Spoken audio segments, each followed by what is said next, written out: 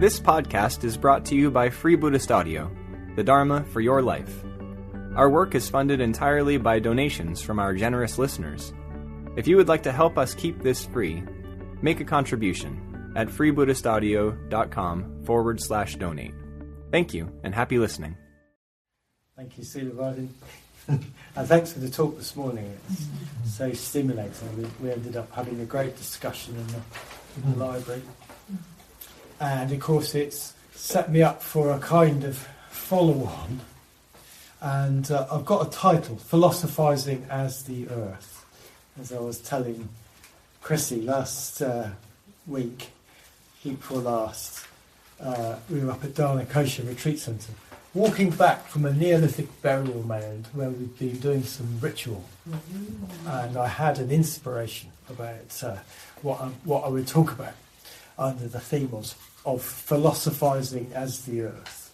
So I'm going to stick with my inspiration and see what happens. But I thought it might be nice just to hear a poem to start by Wendell Berry called The Peace of Wild Things. Do you know it? Yeah. Quite a long name, isn't it? It struck me as being, as addressing the three narratives that we were talking about yesterday. When despair for the world grows in me, and I wake in the night at the least sound, in fear of what my life and my children's lives may be, I go and lie down where the wood drake rests in his beauty on the water, and the great heron feeds. I come into the peace of wild things, who do not tax their lives with forethought of grief. I come into the presence of still water, and I feel above me the day-blind stars waiting with their light.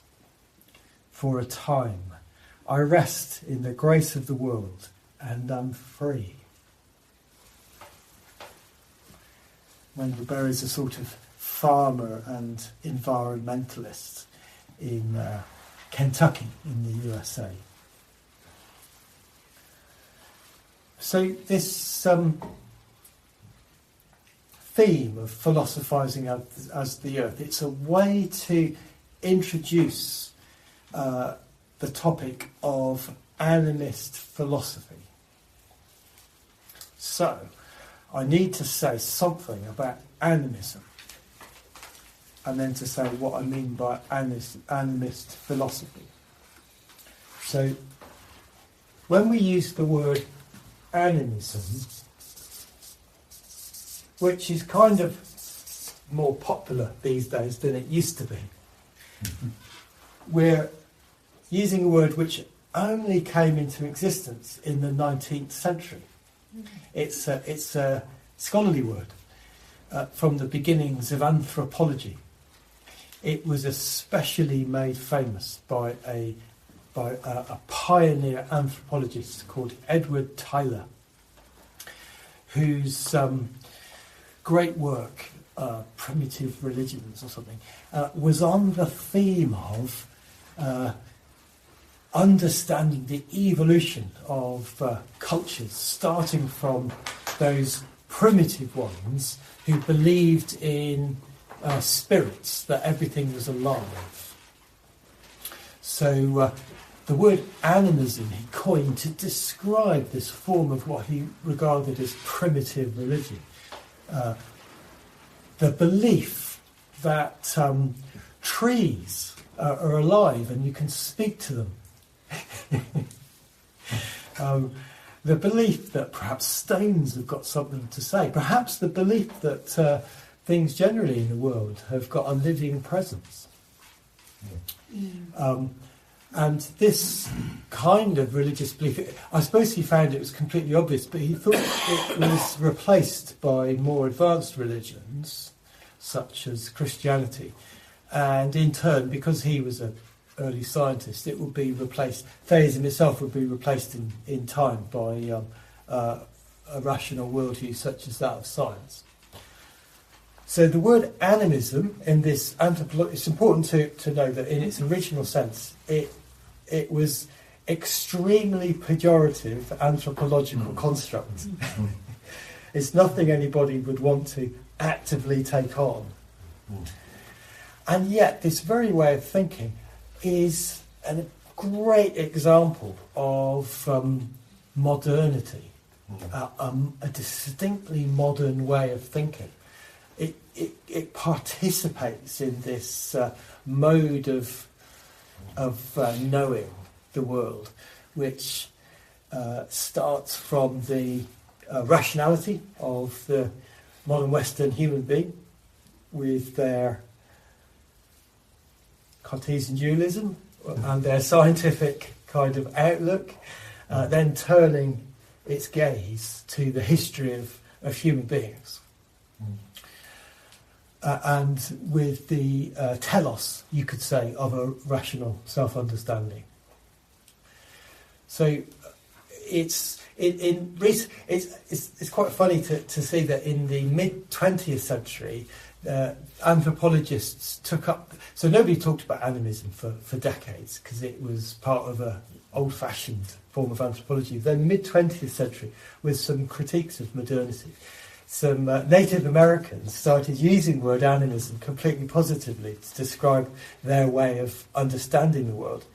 So indigenous peoples in North America started reusing the word animism, and then anthropologists picked it up to name a kind of form of knowing typical of at least some indigenous peoples, which was now put forward as a sort of great, interesting alternative to the modernist paradigm, in which everything's dead and trees don't speak at all, let alone to you personally. So the word animism's been reused, and now neo-pagans are picking it up to describe a form of neo-paganism, pagan engagement, you could say, with their own religious beliefs and practices. So I'm picking up the word animism from this context. So it's an interesting kind of bit of recycling, really, in a postmodern way. So that's what I mean by animism. The belief that the world is alive, as opposed to the modernist kind of belief that what it is some matter out there which only appears alive to us. So now I've got to say something to back this up, to say what comes of it. What I'd like to do I'll go back a step. So I'm going to talk about an animist philosophy in the spirit of what Arne Naess calls a personal ecosophy. So Arne Naess, I've just started exploring him really. He's got this very pluralist kind of view of philosophy that actually it could be that each of us follows our own intuitions and thoughts to come to a personal life philosophy which works for us. So actually we're all here as Buddhists, but we might have different sorts of interests and emphases within a broad Buddhist commitment. Arne Naess had a personal philosophy he called Ecosophy T, where T stands for Tvergastein, the name of his hut on a mountain in Norway. So maybe I'm sharing Ecosophy D. Well, D is me, because I don't have a hut anywhere. And I say that so that I'm not trying to convince you of something. Well, I am sort of. I'm trying to convince you that my personal philosophy's got merit. That makes sense? And I think it would be great if you were to consider it as an alternative to certain forms of nihilism or modern self-understanding. But to get this across, I don't want to try and convince you rationally. I don't think animism works like that.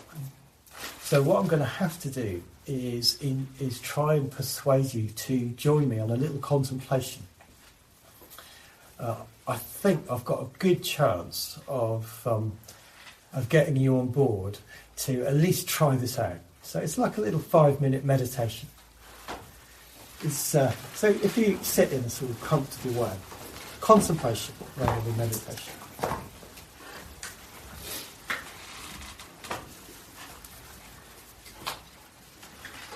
It's basically a version of the Buddhist 6 elements practice.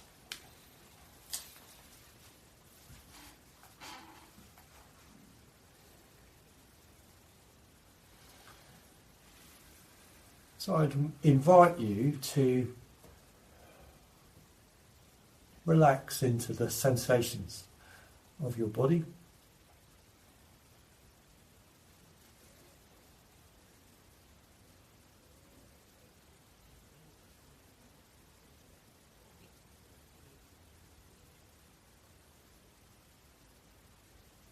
Notice sounds of distant birdsong.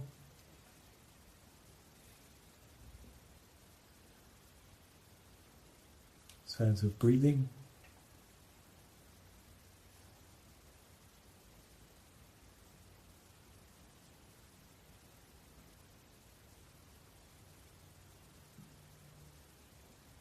Sense of comfort and relaxation.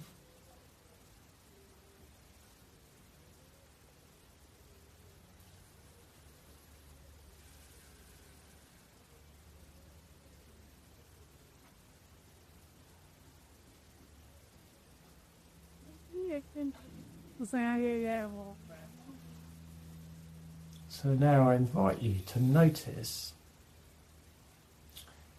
in your body the quality of solidity, the element earth. You might just squeeze your teeth together. Hardness.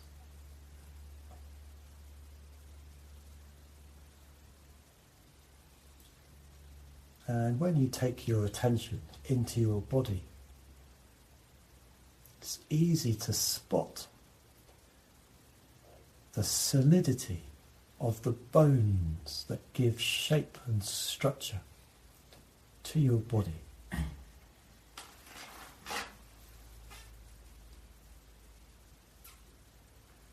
Perhaps you can sense your toenails, fingernails, your hair.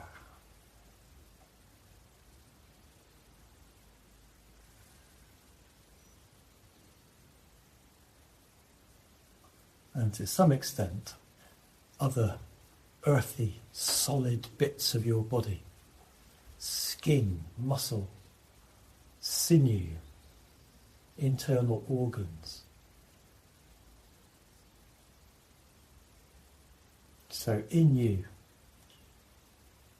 is earth element, the quality of solidity.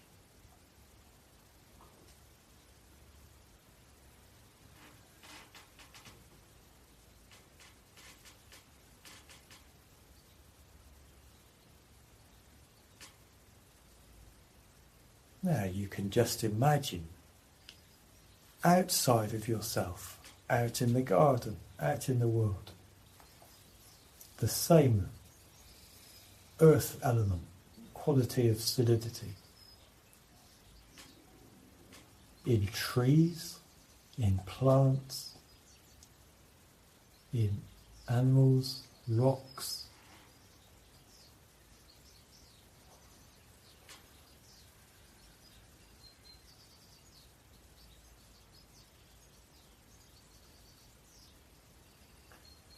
How did the element of solidity in you get there?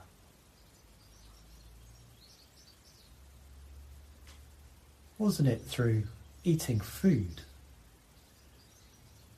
Which is to say, taking in the earth element from outside into yourself.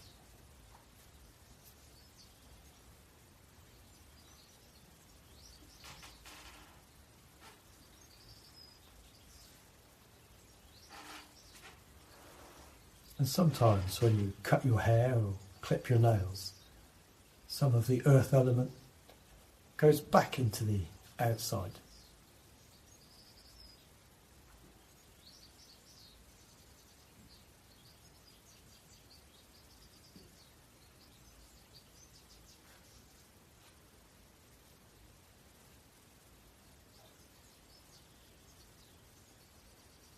So there's this earth element in us.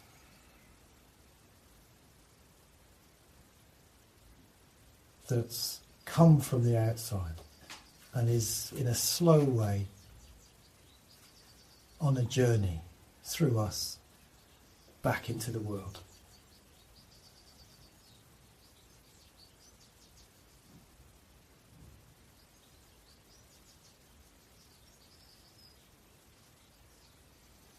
And now I invite you to take your attention to the water element, the quality of fluidity. Perhaps you can just notice saliva in your mouth.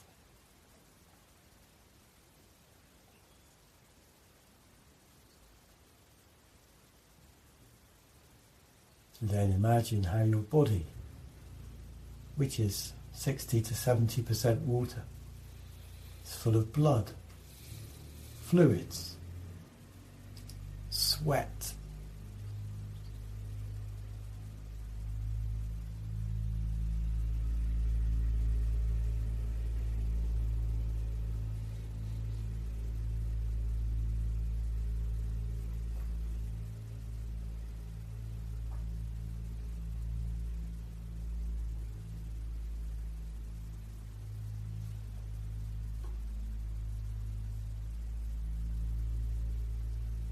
and how did that get there?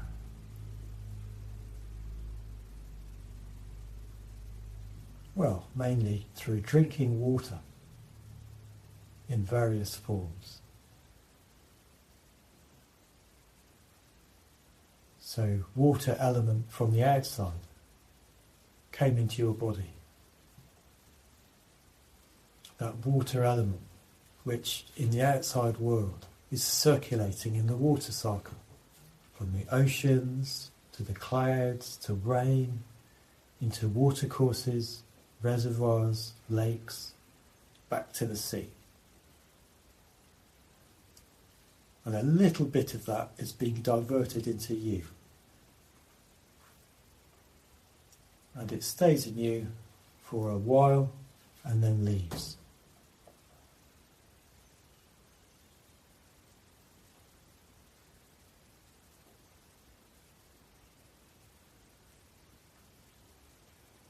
Then there's the element of fire, the quality of heat. Perhaps you can feel heat under your clothing, warmth.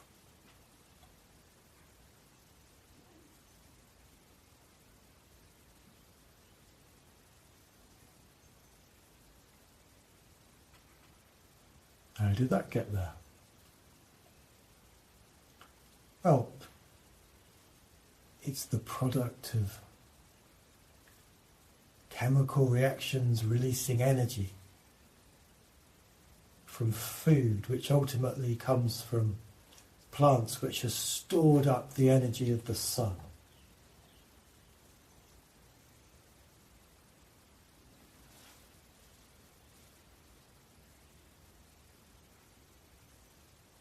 And this energy of the sun stored up through photosynthesis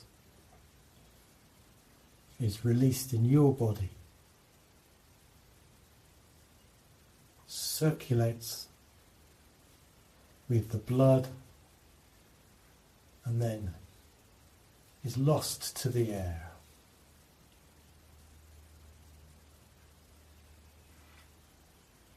So this heat element is moving through you.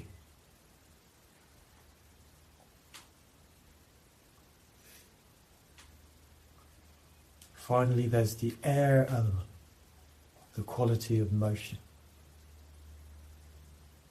Just notice your breathing.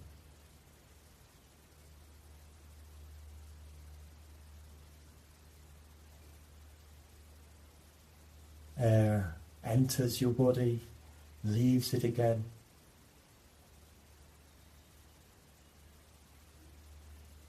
Same air that circulates through the whole atmosphere.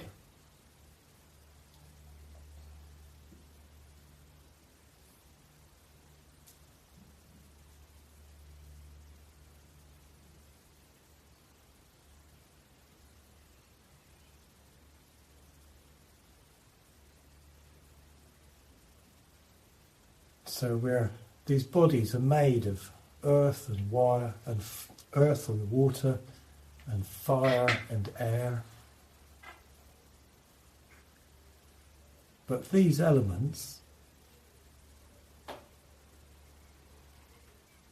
aren't ours, or rather, each of these elements participates, is connected to, is derived from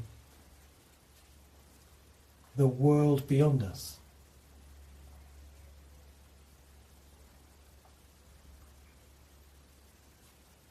Just being elemental beings, we participate in the great living world made of earth, water and fire and air.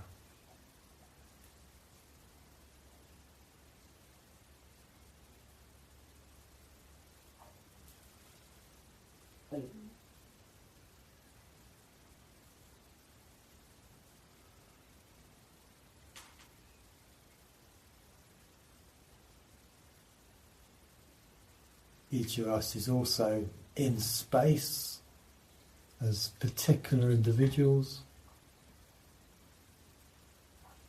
And for each of us, this body is endowed with consciousness. We're able to know that we are made of the elements.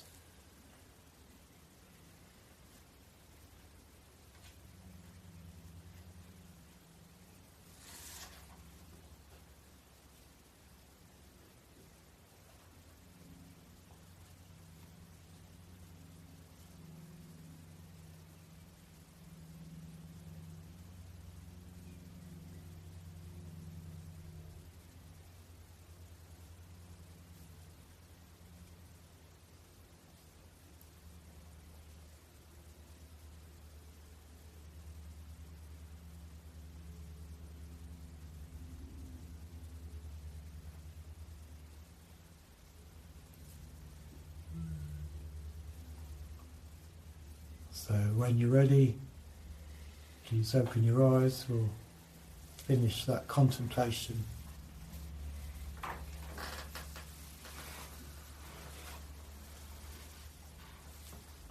So I wanted to run through that. I mean, you can check all this out in your own meditation, whenever you want, to run through this.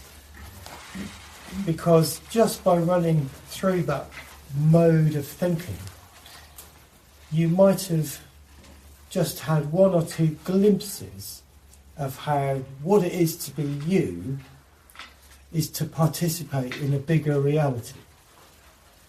So I'm going to call this the intuition of animism. So an intuition means a direct, non-conceptual connection with something. So in this case, it's the direct, non-conceptual connection with the way in which what it is to be alive as you is to participate in a much bigger living reality. And this intuition can come in different ways, actually. So you might have the intuition that you're one being amongst many living beings. That's one animist intuition. Or you might have the intuition that you're part of a living field, that life's a sort of matrix or field of processes. Or you might have the intuition of being a component part of the whole, which you could even intuit as Gaia, as the great mother, which you could even personify in the form of a goddess who both gives you life and is your life. So this intuition of animism is not one thing. It might manifest in different ways. But I'm saying that so that it's clear that when we talk about animism, I'm not suggesting one point of view, as it were, but rather a host of intuitions about what it is to be a living being in the midst of, participating in a living world. So I've been exploring this topic of animism for a little while, and Nayaka and myself, he's the director of Dana Kosha Retreat Centre up in Scotland. We discovered a mutual interest in animism and have led a couple of retreats on the theme now, and it's helped me formulate some ways of thinking about animism. Firstly, that it's not it's not a philosophy, as it were, that it's not a belief, that's the way to put it. It's more of an intuition. But secondly, that animism depends quite strongly, the intuition of animism depends quite strongly on animist practice. Yeah? One needs to actually do things such as that element kind of practice in order to be in touch with that sense of participation. One might have glimpses, you might be the kind of person that goes out for a walk and feels that sense of connection. But that in itself is a sort of practice. You probably choose to do that kind of thing. There's lots of other animist practices. And when I was thinking about this talk, I didn't really know quite what I'd say, and so I've been guided into, as it were, by my own sort of reflecting on animist practices, into just reflecting now on the significance of these intuitions about animism for the broader situation we're in, which I suppose means, at least my sense of the philosophical assumptions that we make in the modern world, which are connected with the kind of environmental crisis we're into. So I'm going to pick up on what Silavardin was talking about earlier in relation to Descartes. I think that's a good starting point.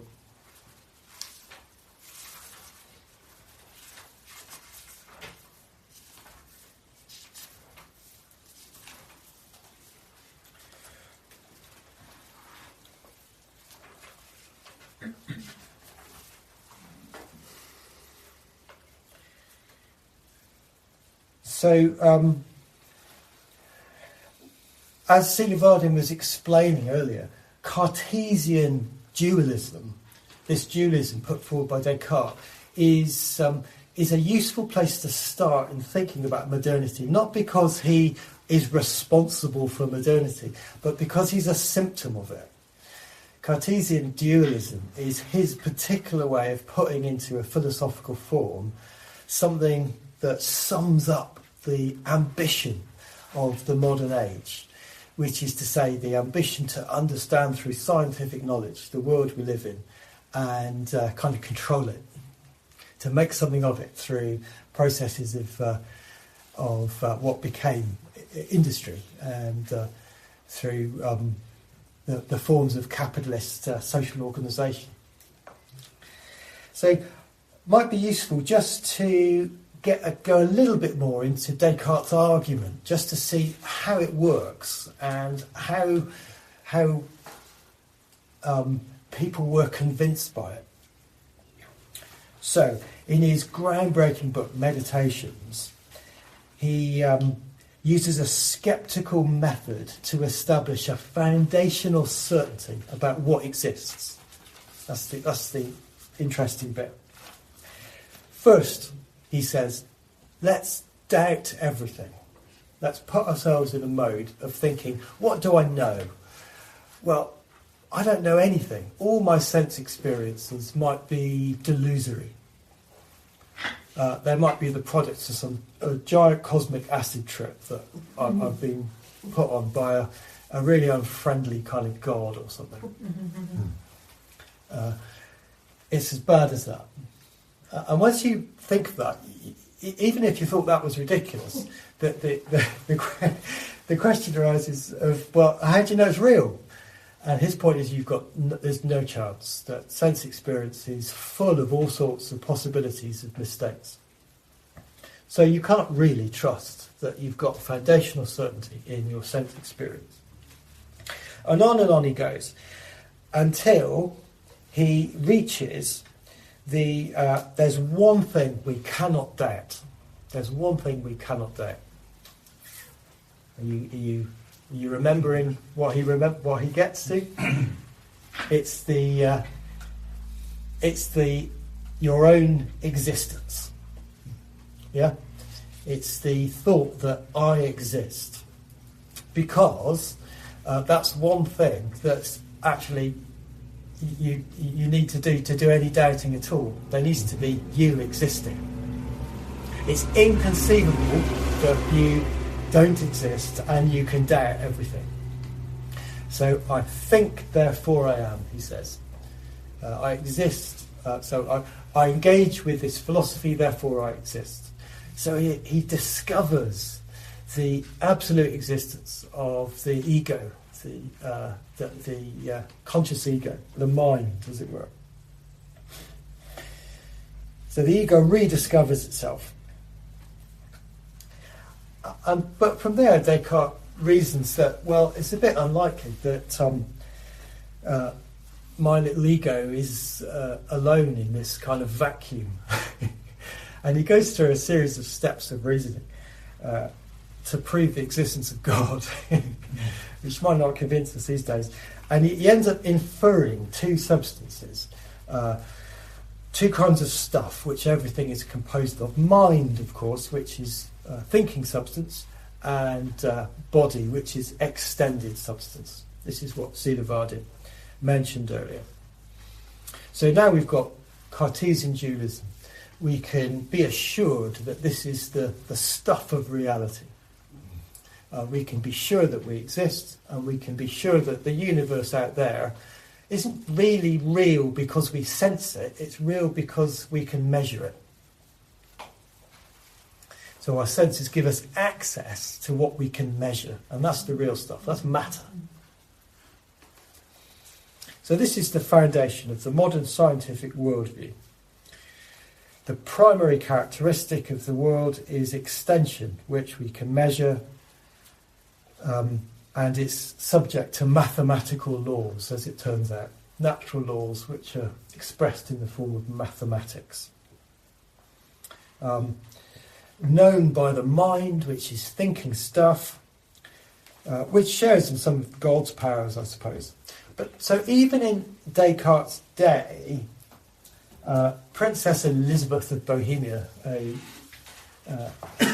someone who was in a sort of literary relationship with Descartes, wrote to him to inquire politely, well, how do mind and matter actually interact? Yeah. How can it's clear that we can use our minds to control our bodies, wave our hands around, and so on. How does that happen if they're different substances? And it has to be said, he didn't answer her very clearly. She had a point. So it's not as though that Cartesian dualism was ever accepted as truth, but it was a working basis for the modern worldview.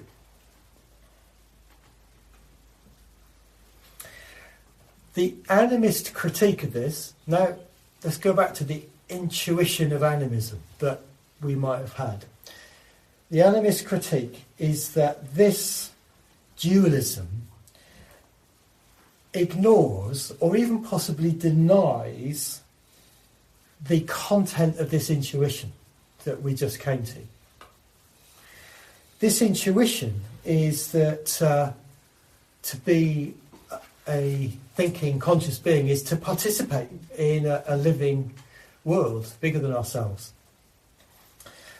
Whereas Descartes had somehow managed, when he doubted when he went through his process of doubt, to end up being a thinking substance which was happening sort of in a completely independent way of his intuition of being alive.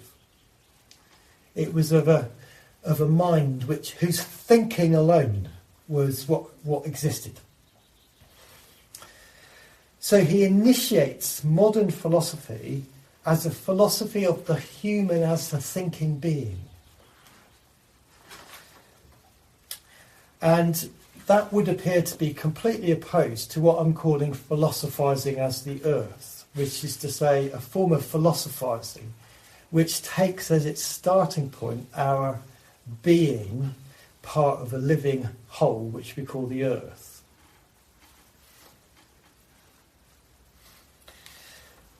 But surely Descartes' right that it's possible for human beings to think independently of all this interdependence with everything else. Surely when we engage in self-conscious reflection about our place in the universe, we're doing that whether or not we're made of earth and fire and water and air as conscious beings. Well, isn't that true in a certain way? And yet, from the animist perspective, or perhaps from other perspectives as well, actually this, what appears to be a self-evident independence, is more like a sort of cognitive illusion. So we can believe that we're engaging in thinking about ourselves as independent, but really it's a kind of, it's an illusion produced by a very particular mode of reflexive intelligence. Humans can do this thing of reflecting on ourselves as existing as if we didn't have bodies. Now we can do it, but that doesn't mean it's true. And in fact, it doesn't take much effort to relax, do our animist practice and find it's not true at all. That's simply a little modification of our intelligence. It's actually truer to think in connection with our participation in the bigger whole, because that isn't a modification of that. Whereas this kind of reflexive awareness is a bit of a modification of our ability to think. Noticing how we're connected is relaxing into the bigger reality.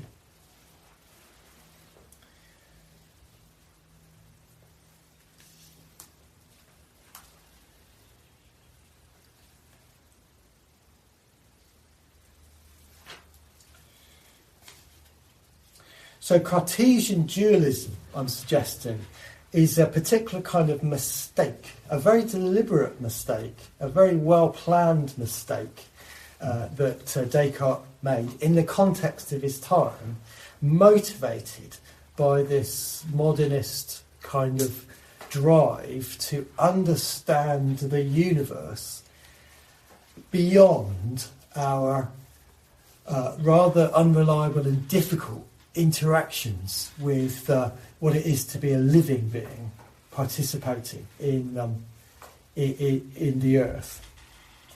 So what Cartesian philosophy is doing is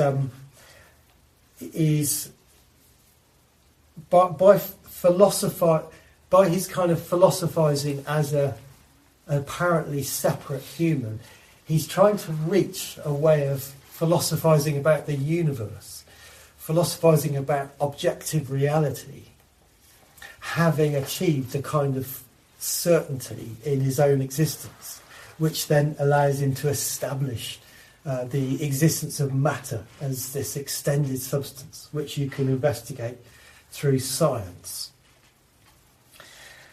So I've called this philosophy of the universe because it's made sense to humans for hundreds and thousands of years to be interested in what is the true nature of reality, as it were.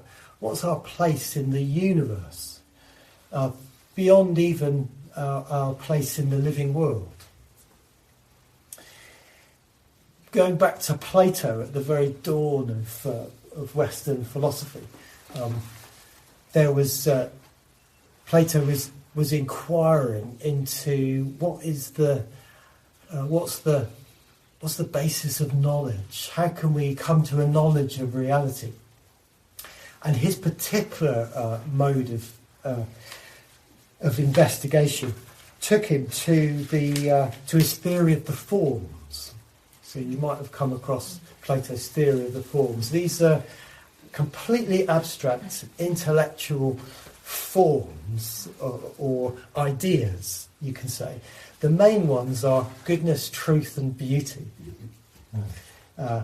So they don't exist anywhere on earth. They don't exist in sensual reality. But humans can, as it were, discover them purely they're intelligibles, which we can discover through intellect, through a certain sort of philosophical process. And Plato's claim is that when we discover the forms, we discover what's really real in the universe, that through which this whole sensual reality of the world has come into existence. He imagined the philosophical life in terms of the analogy of the cave. You come across the analogy of the cave. So he compares ordinary human beings to people who are chained up in a dark cave facing a wall, and all they can see are the shadows on this wall cast by a fire behind them and various things happening between the fire and them. It's a weird image. So these flickering shadows, which are full of meaning, but at several removes from anything that is obviously real. And the quest for the forms results in somebody, as it were, escaping their chains, retracing their way out of the cave and coming into the sunlight, the sunshine of reality, as it were. And there they see what's really real. This sunlight is what real. That's what really allows us to see what's going on. So that's Plato's kind of account of, I've called this a philosophy of the universe. Of course, that's not the only such philosophy. That we can call that objective idealism. He thought the forms were objective, and they're ideal because they're intelligible, as it were. Another kind of popular philosophy would be that of mind only. What's really real is the mind. There's Buddhist versions of this, but also Western philosophical versions of idealism. And in this account of reality, the world we're familiar with, the world of bodies and forms and happenings, are all appearances which derive from the way the mind works. So the mind's interaction with something. So it's all down to the mind. The mind is what's really real. That's a kind of subjective idealism. So both of these, objective idealism, subjective idealism, I'm calling them philosophies of the universe because they explain universal truth or reality, but in an entirely abstract way. And they both of them, they sort of participate in a kind of bypassing or ignoring, or bypassing is the way I'm thinking of it, of what's actually happening once one starts noticing in intuition how what it is to be human is to participate in a larger living reality, which isn't the mind, And it isn't the forms, but it's bigger than us, as it were. It's quite distinct, and it means that our sense of what reality is shifts to a sense of, it's whatever reality is, we have to take into account the earth and what it is to be alive as a fundamental aspect of what's real.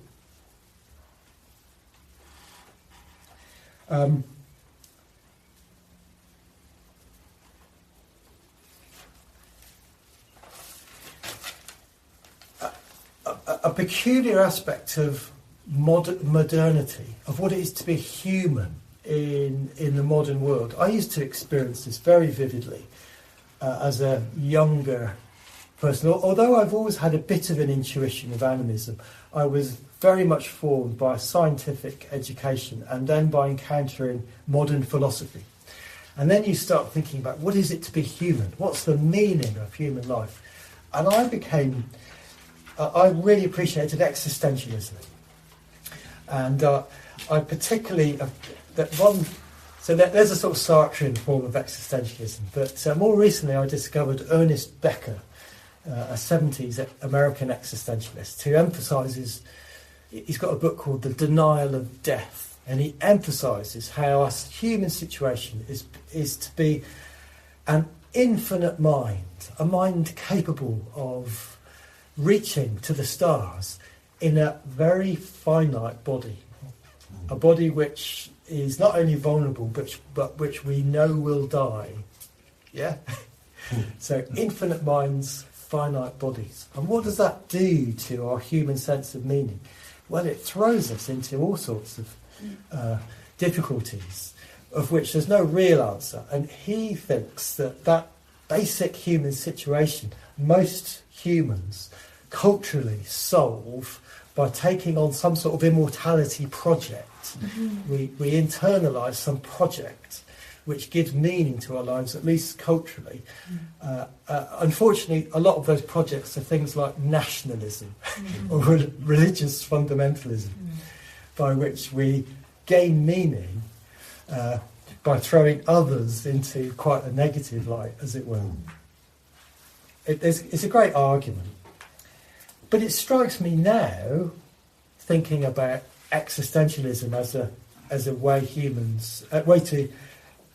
that modern humans gain meaning, that it participates in this Cartesian mistake of understanding subjectivity, what it is to be a mind, outside of a participative framework, beyond a kind of intuition of our participation in life.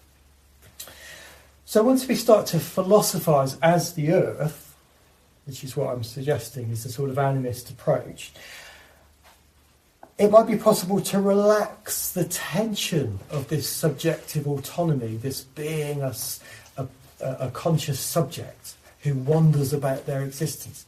We can relax. To rediscover being human as a mode of life on earth, basically. It's just a mode of it. Humans are a very particular mode of life on earth. We're a particularly imaginative and sensitive kind of child of the earth. And we can very much appreciate through what's been discovered through science, which is a particular modern use of our minds, we can very, very much appreciate the evolutionary process by which we've come to exist. So it shows something very extraordinary about the nature of life, how creative it is. Of course, we're part of life. So for life to evolve into self-conscious beings capable of reflecting on life, doesn't that say something extraordinary about the living universe? One goes so far as to suspect a telos, or aim, although it would be completely bad form for scientists to bring in such teleological thinking. So it strikes me that through animist kind of philosophical practices, like the Elements practice which we did, we actually end up rediscovering a sense of wonder about what it is to be human. That is supposed to be the very beginning of philosophy in Greek times. That sense of amazement at being alive. And yet we're refusing this bypassing of the earth, which is so characteristic of what has been the philosophical tradition.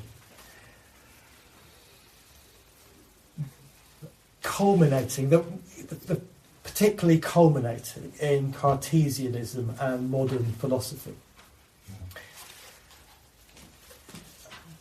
Srinivardin mentioned alternative to Cartesianism, such as Spinozistic pantheism and so on, but it doesn't seem to have caught on enough to, as it were, really change the cultural assumption of the default metaphysics of materialism, basically, that we've ended up with through the processes of modernity.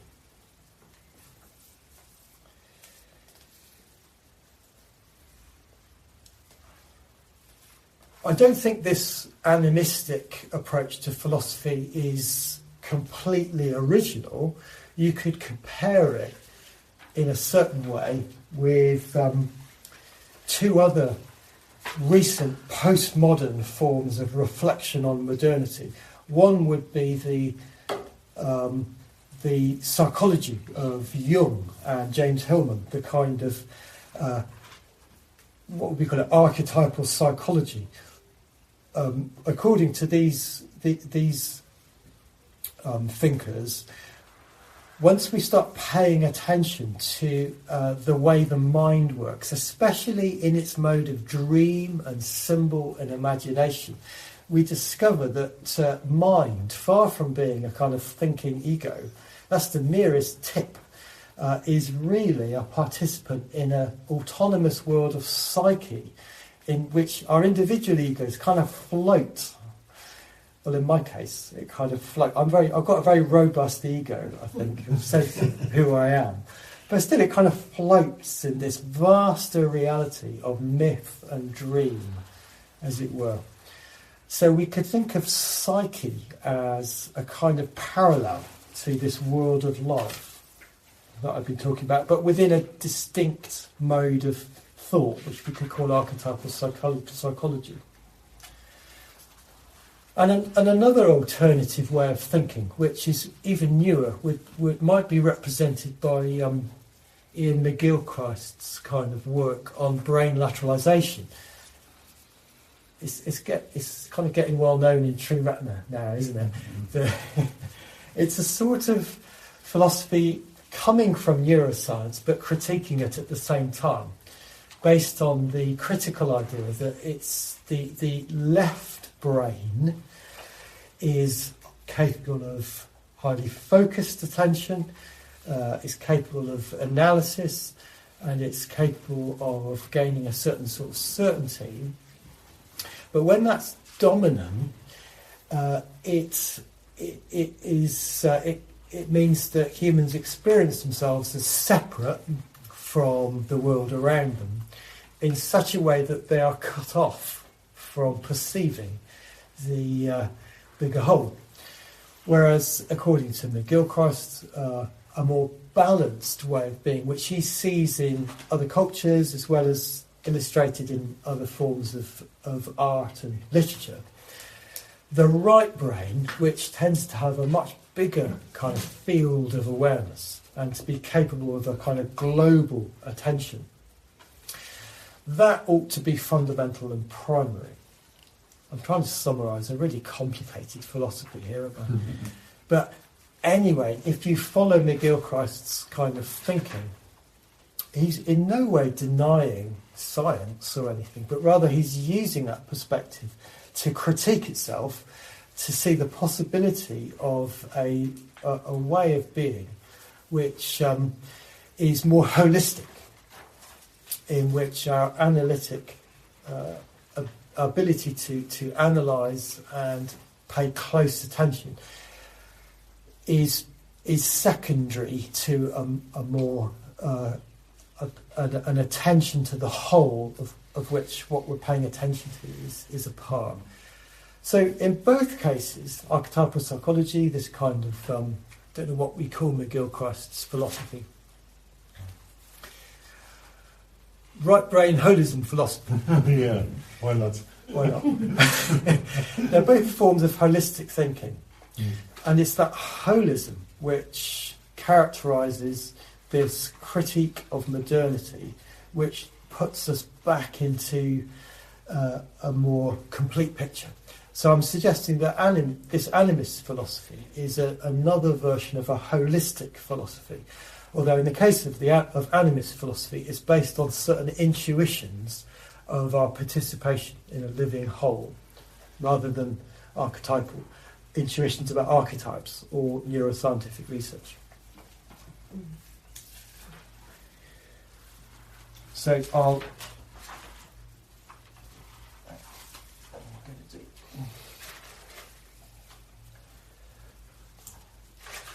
I'll say one more thing and then conclude slightly short. So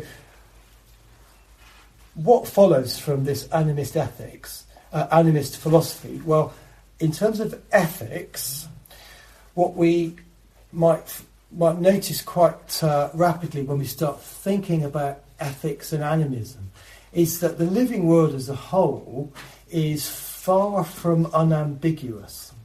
Yeah, the whole natural world is characterised by predator-prey relationships, at least animals, and at all levels it's characterised by such things as parasitism, which, and recently, of course, we got very familiar with viruses, which aren't ethical beings, are they? And it was easy to characterise viruses as somehow as evil or something. And how ridiculous is that? They're just part of the way life works. So what it is to practice ethics is quite complicated within an animist point of view. I think it starts from a recognition that it's humans that bring an ethical perspective to a largely ambiguous kind of living reality.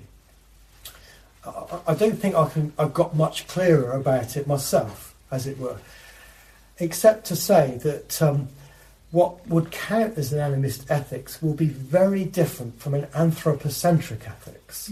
So anthropocentrism is the view that follows from all sorts of foundational aspects of modernism, that humans are what has value. So humans, as self-conscious beings capable of science and civilization and so on, are what has value. They're the valuable parts of the universe. The living world in which we participate doesn't have intrinsic value because it's not thinking. Anthropocentrism, of course, in this form, when unrestrained, has resulted in the perception that it's perfectly fine to do whatever we want according to our understanding of what counts as good. And of course, what counts as good is generally measured by human happiness.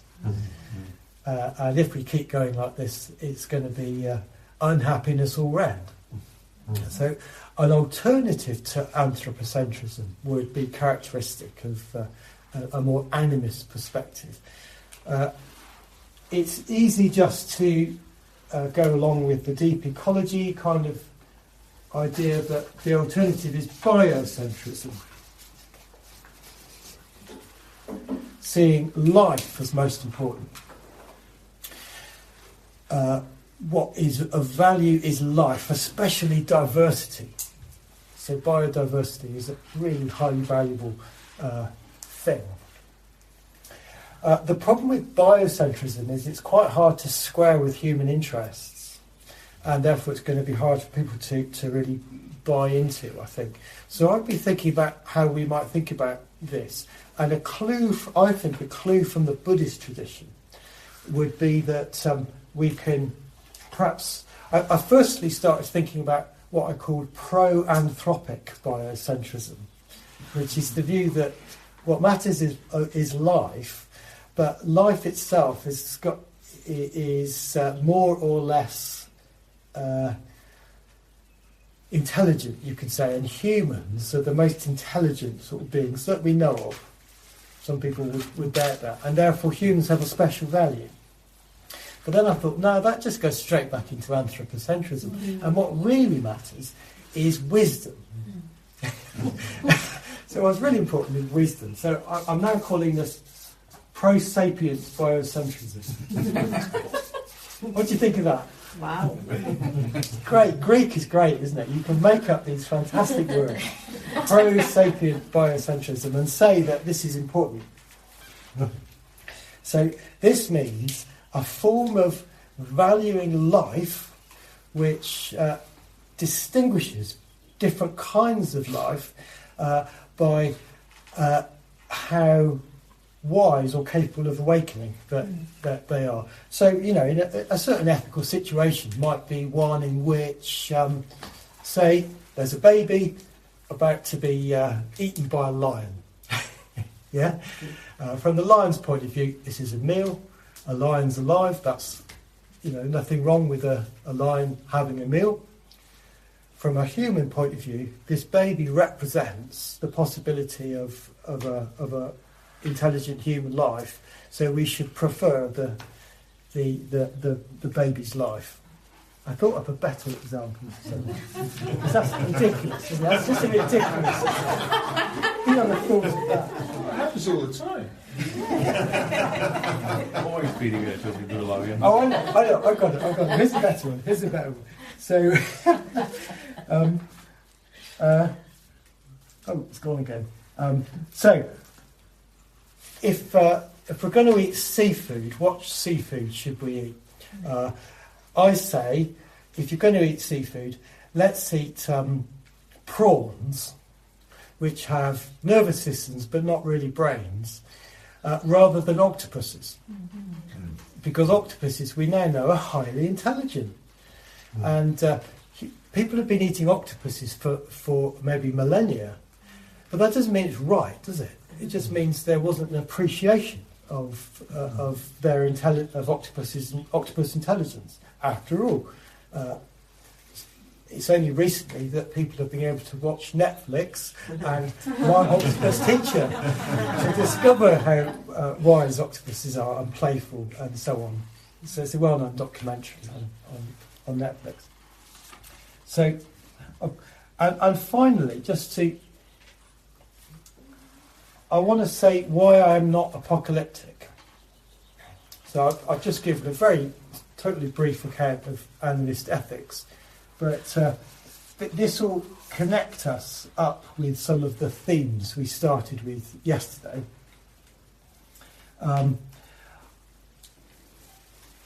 I'd suggest that John Macy's idea of the Great Unravelling, to some extent, participates in a mode of apocalyptic thinking.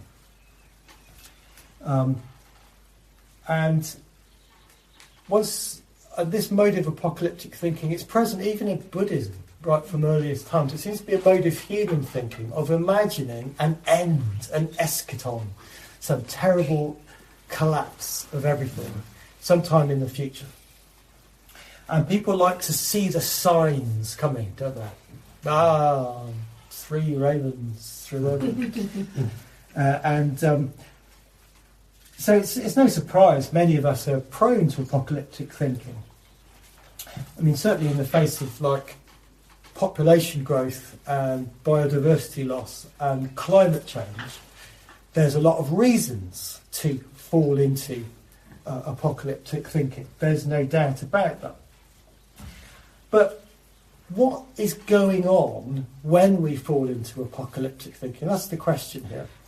And I wonder if the perception of an end and so on isn't connected with our very human ability to philosophize as the universe, to abstract from our context, to use our reflexive intelligence to take in the biggest possible picture, in which, of course, humans are very insignificant, and to see the possibility, well, in terms of the problems facing the Earth, to see that it's very inevitable that things are going to go wrong. And then, of course, as humans who care for ourselves, that's going to produce a certain sort of response. Oh no, and that which we then imagine as a great unravelling or whatever. But this is to bypass this intuition of life again. So it's the old bypassing.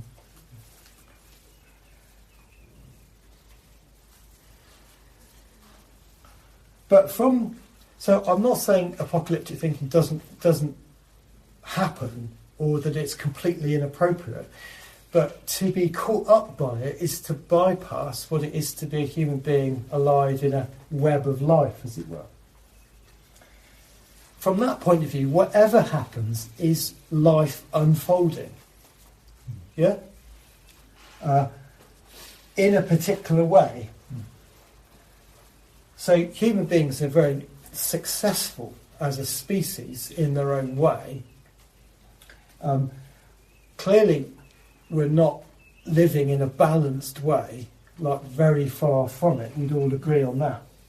So I'm not saying that anything that human beings do is okay because we're part of life unfolding in as life does. That doesn't follow, because it contradicts all ethics for a start. We've just established a perfectly sensible animist ethics, and the way humans are living is not biocentrism or pro-sapient.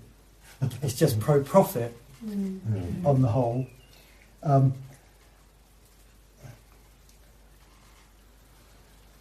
But all we really need to say is that human beings at the moment are, as a mode of life unfolding, are making a very large difference, such that the fundamental forces that are at work in the living world are less and less evolutionary ones, as in blind processes of natural selection, and they're more and more the products of human choice.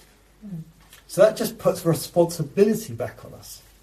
Does that make sense? Mm-hmm. I mean, that's weighty, isn't it? But I don't think there's any particular reason to conclude from that about the inevitability of apocalypse. And in a way, now returning to this point of view of the universe again, if we hold the point of view of Earth, philosophizing as the Earth, as sort of primary, now if we think about the very worst that humans can do, which is like a completely abstract mode of thinking, there's only so much humans can actually do to this planet, and I'd suggest that none of it is anywhere near as bad as the asteroid impacting 66 million years ago, which led to the extinction of the dinosaurs. So for that reason, I'm not very apocalyptic. We hope you enjoyed this week's podcast. Please help us keep this free. Make a contribution at freebuddhistaudio.com/donate. And thank you.